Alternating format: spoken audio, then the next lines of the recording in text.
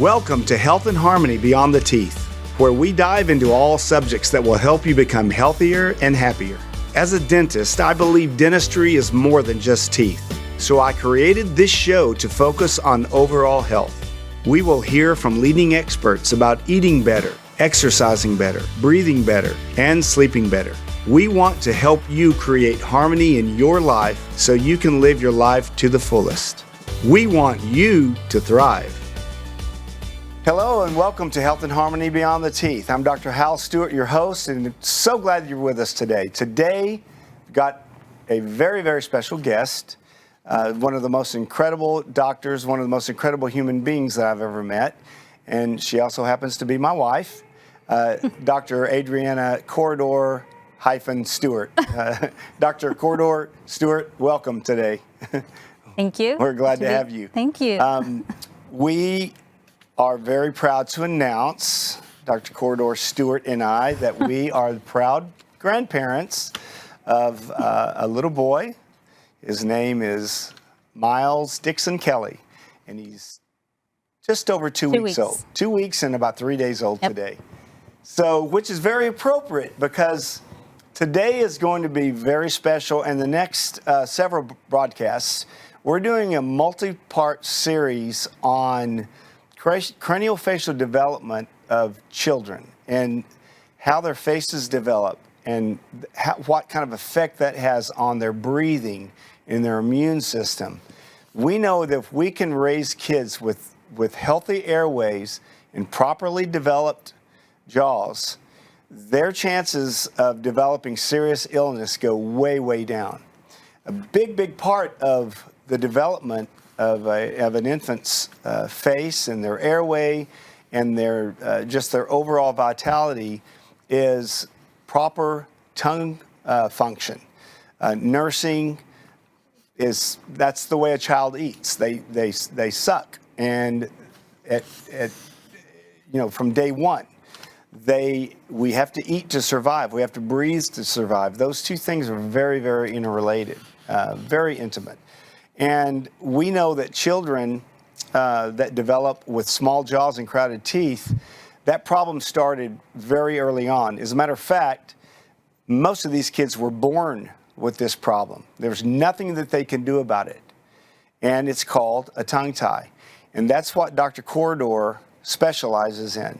She's graduated from the University of Texas at Houston College of Dentistry. And in the 90s, I'm not sure what year was it, 93? 95. And she has done her infant surgical residency under the direction of Dr. Cyrus Zaghi and Dr. Chelsea Pinto at the Breathe Institute in Los Angeles, California. So one of Dr. Corredor's passions is identifying and helping these infants that have these potential health issues, being able to avoid that by something as simple as diagnosing a tongue tie. So, again, Dr. Corredor, welcome. Thank you. Tell our viewers what exactly is a tongue tie, especially new parents. They're hearing about tongue tie. We need to know if our kid has a tongue tie. What is it? So we all have a little frenulum that attaches the tongue to the floor of the mouth. And this is supposed to disappear right before birth. But some kids are born with a significant restriction, and this little band, if you will, is thick and tight. And so what it does, it actually restricts the mobility of the tongue. And so there is restrictions in moving the tongue side to side, elevating the tongue up to the roof of the mouth, or even protruding or sticking the tongue out. And so we've seen this paradigm shift recently where now infants, you're hearing it with first moms, with families that are having the first child born, because it's all over the social media platforms like Facebook. We have all these mommy groups that women are seeking advice because there's been a shift from formula feeding back to breastfeeding.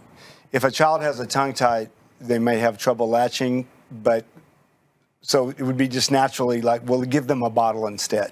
Right. And why is a bottle easier for a child to nurse or to eat with than a natural than feeding on the breast? Because it's a lot easier. They don't have to work at it. And that is the number one why it's so important to recognize that. And I understand there's mothers that can breastfeed and mothers that can't. And so they have to go to bottle feeding. But as long as you understand why it's so important and what the consequences and what complications can arise from not either correcting a tongue tie or a child that continues to be on a bottle. So tell us, what exactly is a tongue tie? So a tongue tie is a frenulum. We all have that. We're all born with that. That attaches the underside of the tongue to the floor of the mouth. This is supposed to separate right before birth from the tongue, but some children are born with a very significant restriction that limits the mobility of the tongue. And so that's really important because the infant can't elevate the tongue, can't move it from side to side, or can't move it forward. And so that arises, there's complications that can come from that, such as latching on a bottle or on a breast for that matter. Yeah. So a tongue tie, like right on the tip of the tongue, where the tongue can't even come out of the mouth, those tongue ties are very obvious. Yes. It wouldn't take anybody with a medical degree to know that that's not good.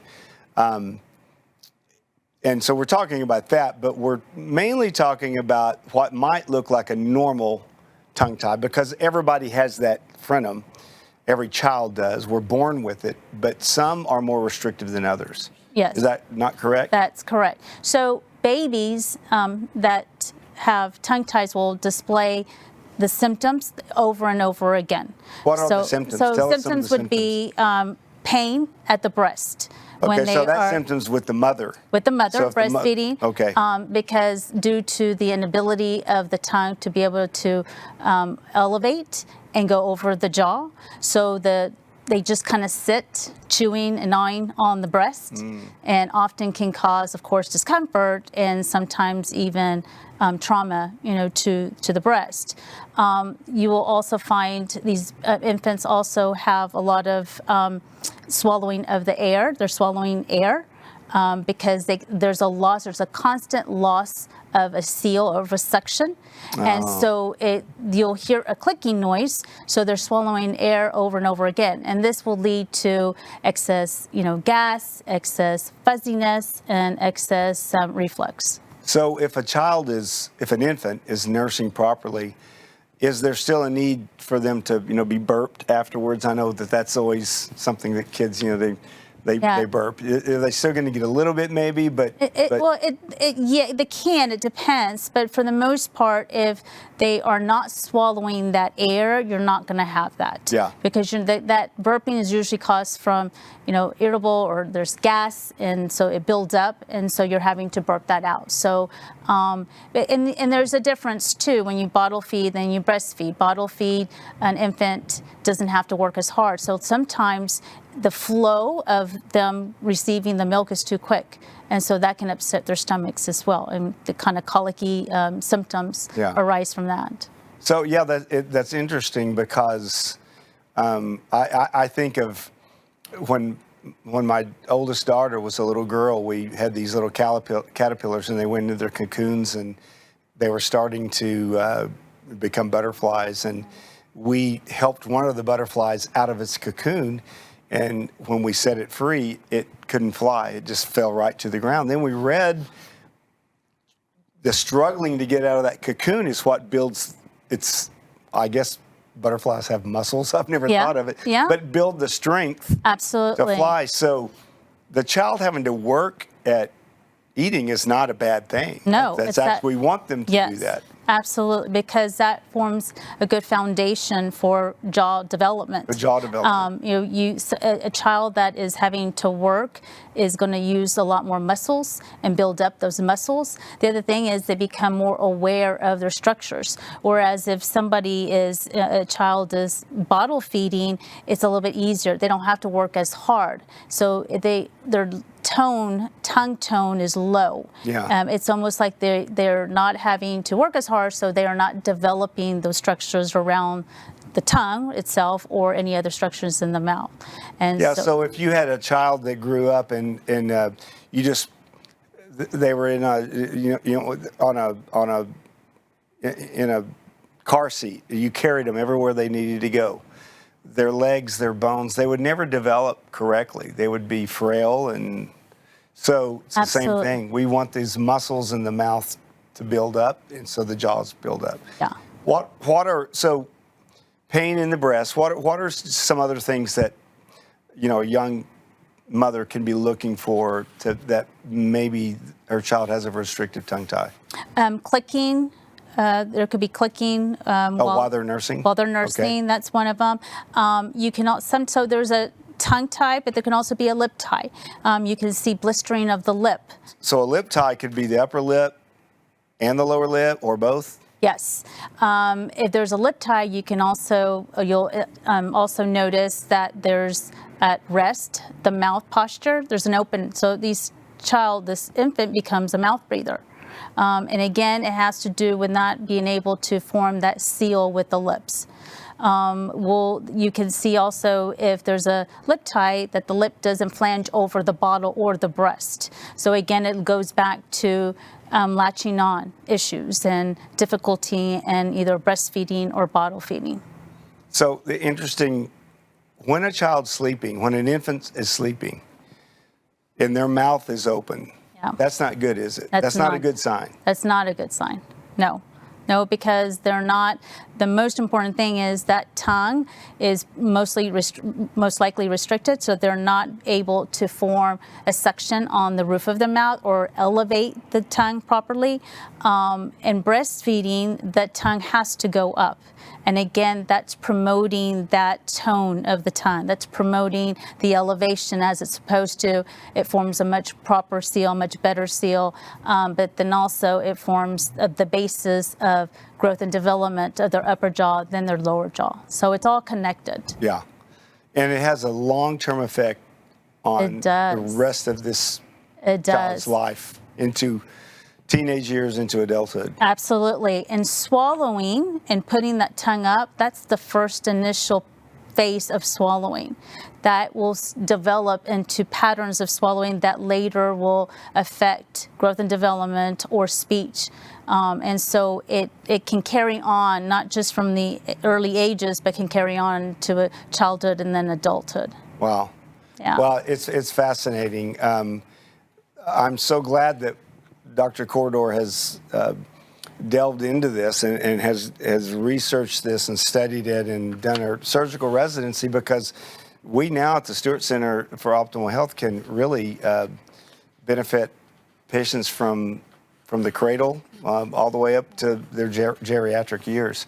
Yes. So it's never too late, but it's also better to start the earliest that we can identify. Absolutely. Early detection. It can eliminate a lot of problems. Yes, it can. Absolutely. Well, we're excited because this is just an introduction to a multiple part series that we're going to be doing over the next several weeks. And these are going to be very, very informative podcasts on infant development. So if you are a parent or a parent-to-be, these are going to be very, very important podcasts for you to see. Once they're out there, you can always access them. But we're really, really excited because we know that we can change the world by making a difference in these kids, just one child at a time. Absolutely. And there's a lot of good resources out there, but be mindful there's a lot of misinformation.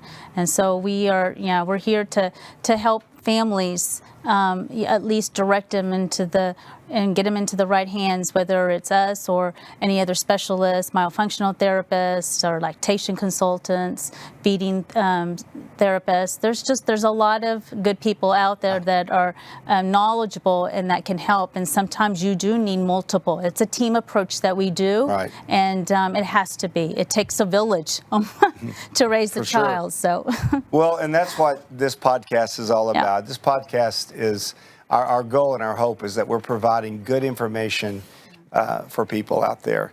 And so stay tuned the next several podcasts. We're really not sure how many parts it's going to be, 3, 4, maybe more. But there's just a lot of information, and we want to give it to you bits at a time so you can digest it. But this stuff is really important. And, you know, these children are born by no fault of their own with some of these conditions that can be treated so easily when they're young. And it can mean the difference between a sickly child or a child that just thrives. So we hope that you'll tune in on our next several podcasts. This is Dr. Hal Stewart, Dr. Adriana Corredor Stewart saying goodbye from the Stewart Center for Optimal Health. And we will see you at our next podcast. In the meantime, stay healthy, live healthy, and do something nice for somebody today. Bye-bye. Bye.